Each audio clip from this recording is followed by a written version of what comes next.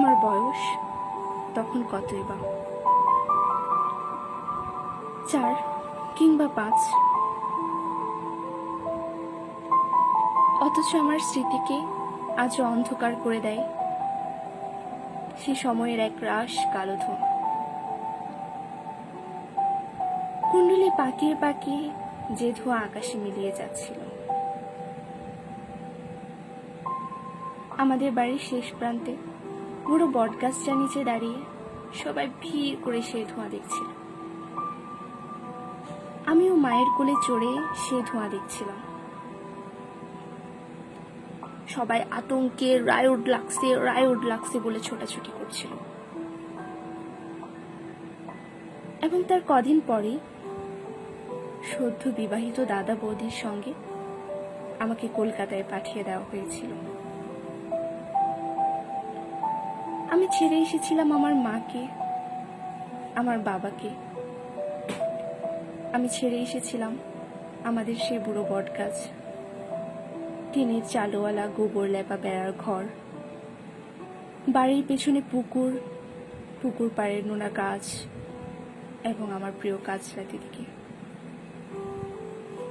আমি ছেড়ে এসেছিলাম আমার মাতৃভূমিকে, আমার জন্মভূমিকে।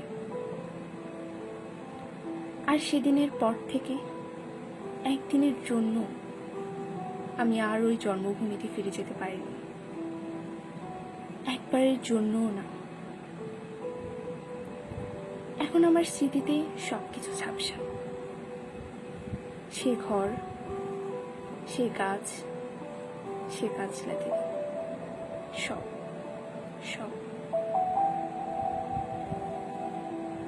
চাঁদপুর থেকে স্টিমারে করে গোয়ালন্দ থেকে ট্রেন, দর্শন আমাদের বাক্স পাটরা ওলটপালট, এবং অবশেষে এক সন্ধ্যাবেলা শিয়ালদা স্টেশন।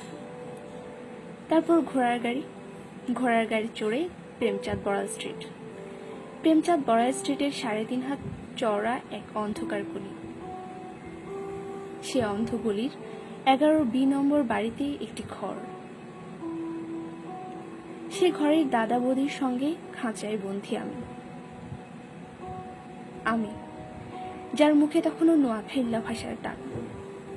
আমি যাকে দেখলেই প্রাইমারি স্কুলের ছেলেরা কানের উপর হয়ে চিৎকার করে বলতো, বাঙালো, রস খাইলো, ভাড় ভাঙিল, পয়সাও দিল না। সে আমি, চারিদিকের ওই টিটকারির ভয়ে নিজের বাঙালপনাকে গোপন করার জন্য প্রাণপণ চেষ্টা করতে করতে ধীরে ধীরে যখন অন্য মানুষ হয়ে উঠছিলাম, ঠিক তখনই আমার জন্মভূমি থেকে বাবার একখানা চিঠি এসেছিল।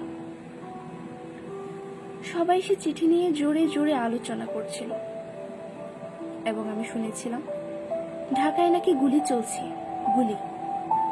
বহু বছর পরে জেনেছিলাম সে গুলি চলেছিল তাদের উপর, যারা আমাদের মাতৃভাষা বাংলার মর্যাদা রক্ষা করতে ওপার বাংলায় লড়াই শুরু করেছিল। শুনেছিলাম তারা নাকি পুলিশের বন্দুকের সামনে জামার বোতাম খুলে দিয়ে চিৎকার করে গাইছিল, ওরা আমার মুখের ভাষা কায়রা নিতে চায়। আর সে মুখের কথার গৌরব রক্ষা করতেই তারা নাকি পুষ্পাঞ্জলির মতো তাদের প্রাণকে সমর্পণ করেছিল। আর এবার বাংলায় আমি আমার সমস্ত বাঙালপনাকে ছেড়ে ফেলে তখন ধীরে ধীরে হয়ে উঠছি কেতাদুরস্ত অন্য এক মানুষ। ইংলিশ মিডিয়াম স্কুল থেকে একটার পর একটা ক্লাস টপকে আমি রণপায়ে এগিয়ে চলেছি। ইংরেজিতে কথা বলাই, চাল চলনে, আদব কায়দায় আমি তখন সবাইকে মুগ্ধ করতে পারি।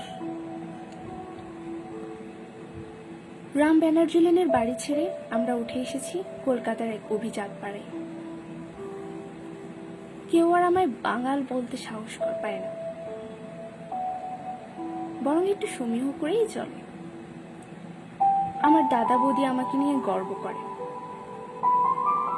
আমাদের ভূতপূর্ব বাঙাল জীবনকে আমরা তখন রীতিমতো ঘৃণা করতে শিখে গিয়েছি। তারপর থেকে আমার জীবনে শুধুই চড়ে। আমি এখন এক সাহেবী কোম্পানির নামী অফিসার, যে কোম্পানির অভিভাবক এক নামজাদা বহুজাতিক কোম্পানি। সেই কোম্পানির স্বার্থে আমি এখন দেশে বিদেশে উড়ে বেড়াই। অধিকতর বিদেশি ব্যবসা, অধিকতর বিদেশি চুক্তি, অধিকতর বিদেশি পরামর্শ, কমিশন ইত্যাদি অর্জনের মধ্য দিয়ে আমার আজকের বিকাশ, আমার প্রতিপত্তি। আমার ছেলে মেয়েরা আমাকে ড্যাডি বলে ডাকে, মাকে মাম্মি। আমার মতো ওরাও এখন শুদ্ধ করে বাংলায় কথা বলতে পারে না, শুদ্ধ করে লিখতে পারে না মাতৃভাষায় কয়েকটা লাইন। আমার ছেলে মেয়েদের কাছে বাংলা ভাষা একান্তই বিদেশি। সেবার লন্ডনে এক জাপানি শিল্পপতিকে বিদেশের মাটিতে দাঁড়িয়ে তার মাতৃভাষা জাপানিতে অন্যদের সাথে যখন অনর্গল কথা বলতে দেখেছিলাম, তখন আমার বুকের ভেতর কেমন যেন একটা কষ্ট হচ্ছিল। ইংরেজিতে কথা বলতে না পারার জন্য ওই মানুষটার ভেতর কোনো লজ্জা ছিল না, বরং মাতৃভাষায় কথা বলতে পারার অহমিকায় মানুষটিকে যেন উজ্জ্বল হয়ে উঠতে দেখেছিলাম। আমার ভেতরে সে অভিজ্ঞতার যন্ত্রণা একটা কান্না হয়ে গুমড়ে গুমড়ে উঠছিল। আমার মনে হচ্ছিল আমার কোনো মাতৃভূমি নেই, আমার কোনো মাতৃভাষা নেই, আমি যেন এক শিকড়বিহীন চিরবিদেশী। তাই মাতৃভাষার জন্য যারা জীবন দেয় তারা কেমন মানুষ আজ আমার ভীষণ জানতে ইচ্ছা করছে। আমার বুকের মধ্যে সে বাংলা ভাষার জন্য, সে বাংলাদেশের জন্য, একটুখানি বাঙালি হয়ে ওঠার জন্য একটা ভয়ঙ্কর যন্ত্রণা টন টন করে ওঠে, একটা ভয়ঙ্কর যন্ত্রণা টন টন করে ওঠে।